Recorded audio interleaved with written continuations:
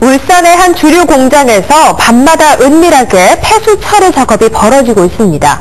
마치 007 작전처럼 폐수를 실어내는 현장, MBN이 단독 취재했습니다. 안진우 기자입니다. 불 꺼진 무학소주 울산 공장. 공장 안으로 탱크롤이 한 대가 들어옵니다. 운전기사가 차 위에 올라가 주변을 서성이더니 공장 담 아래로 호스를 끄집어냅니다. 손전등으로 여기저기를 비추고 탱크로리로 무언가를 주입합니다. 탱크로리로 직접 올라가 봤습니다. 폐수로 추정되는 물질이 이렇게 공장 밖으로 탱크로리를 통해 실려나가고 있습니다. 1시간 동안 폐수를 담은 차량이 공장을 빠져나와 고속도로로 진입합니다. 울산 공장을 출발한 차량은 서마산 나들목을 지나 어둠 속으로 사라집니다. 이 같은 은밀한 폐수 처리 작업은 지난 8월 중순부터 넉 달째 이어졌습니다. 탱크로리에 실은 물을 보건환경연구원에 분석해본 결과 폐수로 밝혀졌습니다. 이 폐수는 화학적 산소 요구량이 기준치의 약 52배, 부유물질은 8.5배를 넘는 것으로 나타났습니다. 무학 측은 그런 일이 없었다고 발뺌합니다.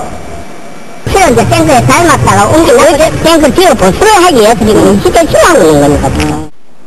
007 작전 같은 무학 공장의 폐수 무단 반출 작업은 주말을 제외하고 하루에 2차례씩 계속됐습니다. MBN 뉴스 안진우입니다. 무학 울산 공장은 왜 폐수를 한밤중에 몰래 나르는 걸까요? 신고한 양을 크게 초과한 폐수량 때문인 것으로 추정됩니다. 강진우 기자의 보도입니다. 폐수 외부 반출 이유는 조업시간 때문입니다. 무학 울산 공장이 금융감독원에 등록한 하루 조업시간은 7.6시간, 또 울주군청에 신고한 폐수 방류량은 하루 47.9톤입니다. 이 회사는 소주 주문이 늘어나자 지난 8월 이후 공장 가동 시간을 하루 12시간까지 4시간 초과 작업을 했습니다.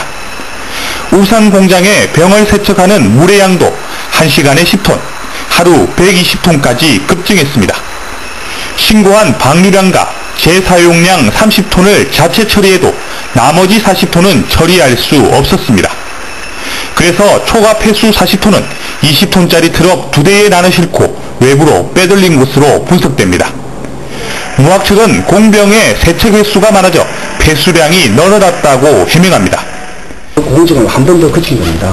그러다 보니까 세척수 양이 증가가 되었고 그 세척수 양의 증가가 결국은 최종 방류수의 양을 증가시키는 결과를 낳았습니다. 그래서 무학 울산 공장은 지난해 5월에도 농경지에 폐수를 무단 방류해 과징금 처벌을 받았고 소주에 파리 같은 이물이 나와 행정처분도 받았습니다.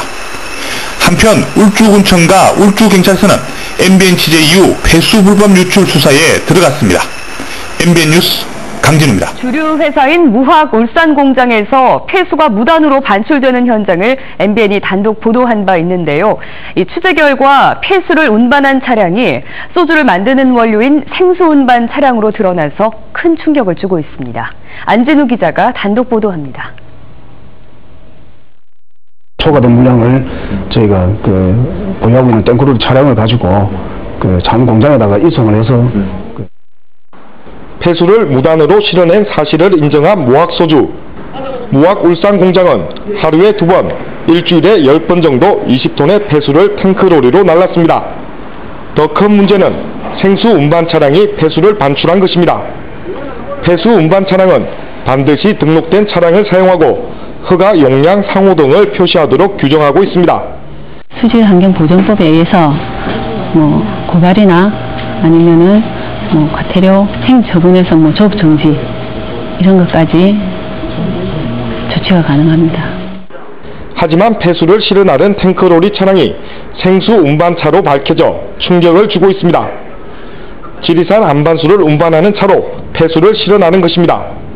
무학 측도 사실을 인정했습니다. 최종 방류수가 이렇게 좀 증명이 돼서 그 부분을 정확하게 배수치를 해야 되는 상황이다 보니까 그걸 이송을 하기 위해서 임시방편으로 아마 우리 쪽에서 조금 사용을 한 것 같습니다. 지리산 청년 안반수로 만든다는 무학의 저도소주 좋은데이.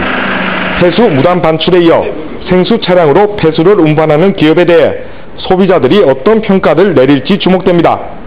MBN 뉴스 안진우입니다.